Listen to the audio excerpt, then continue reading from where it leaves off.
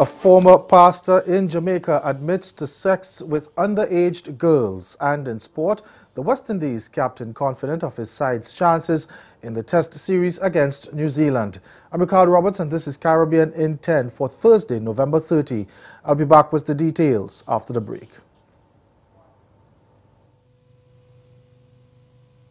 Did you know that a strategy has been developed to help improve the region's education and human resources?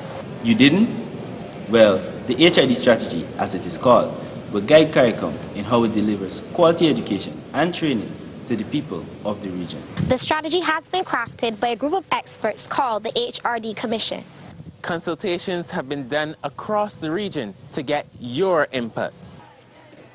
Do you know that none of us will be left behind? The HRD strategy is important to all of us, students, parents, and employers.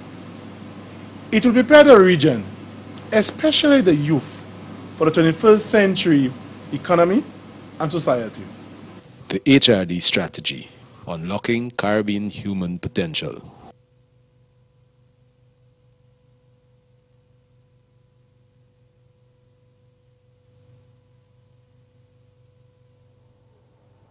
We begin in Jamaica, where a former Moravian pastor admitted in court to having sex with two underage girls. Rupert Clark pleaded guilty to 2 counts of having sexual intercourse with a person under the age of 16 when he appeared in a court in the southern parish of St. Elizabeth yesterday. Police report that on December 28th last year, a team on patrol found Clark with one of the complainants in a compromising position in his parked car. Further investigations revealed that Clark also had a sexual relationship with the child's sister while she was under 16. Following his guilty plea, the former pastor of the Nazareth Moravian Church in the central parish of Manchester was taken into police custody. He was granted bail in the sum of 800,000 Jamaican dollars, and his bail was extended for him to return to court for sentencing on March 8, 2018.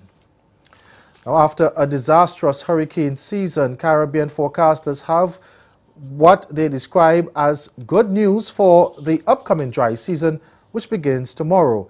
Cedric Van Merby, climatologist at the Caribbean Institute for Meteorology and Hydrology, the CIMH, tells CMC News most countries got enough rain in the hurricane season and there will be no drought or severe dryness in the dry season, which would impact bushfires, agriculture and water availability. Right now, another piece of good news is also that the temperatures will be cool enough, so we won't be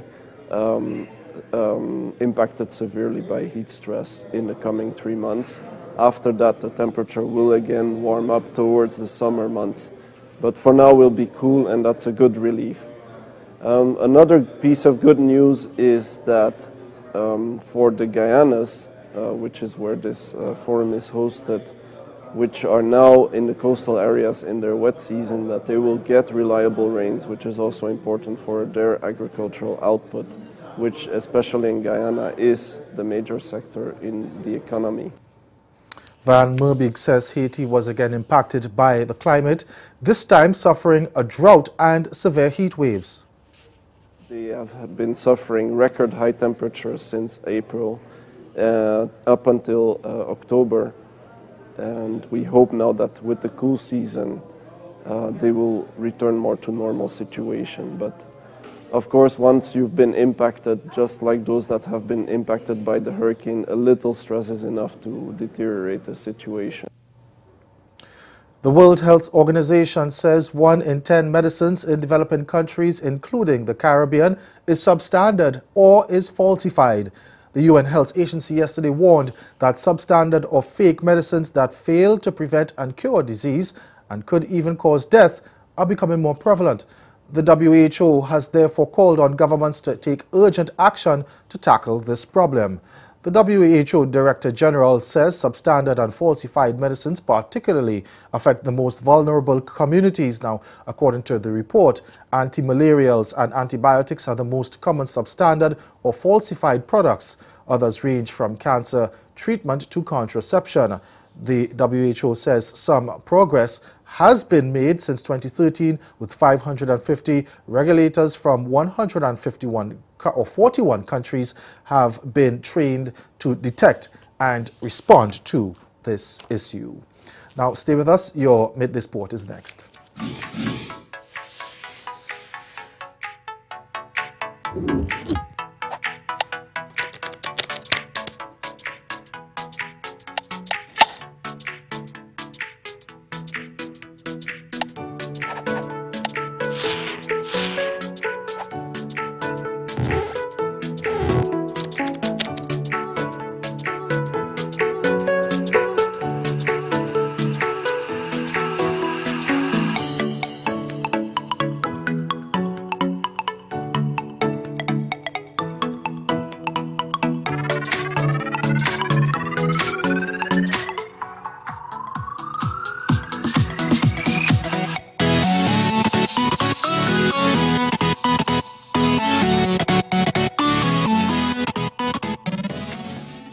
Speaking before the Leewards lost their last game against Jamaica, Worms said the Leeward Islands Hurricanes, which have been in the doldrums for over a decade, are showing signs of making a comeback. Players like Hamilton and of course you've got Chesney Hughes, who's had a pretty decent season so far. But I think the person who has brought more credibility and surge to the Leeward Islands team is got to be Rakeem Cornwall.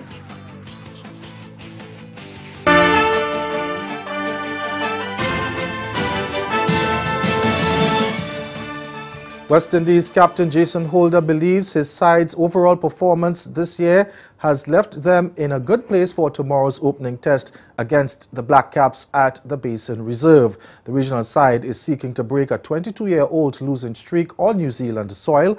And with the Caribbean side coming off a victory in Zimbabwe, Holder says they're quite confident about the chances in the series. Yeah, I think we're in a pretty good place at this present time. You know, we've built up quite nicely over this past year. The guys have been playing some pretty decent cricket. We're still not the finished product. We still have a lot more improvement to be made. But I think we're heading in the right direction at this present time. And I'm really pleased with the progression of the side. And I'm looking forward to this series here in New Zealand. I think it will be a very good series, especially coming off of a test series win in Zimbabwe. And then we've obviously played some pretty decent cricket in England prior to that. So, yeah, I'm feeling really good about this series.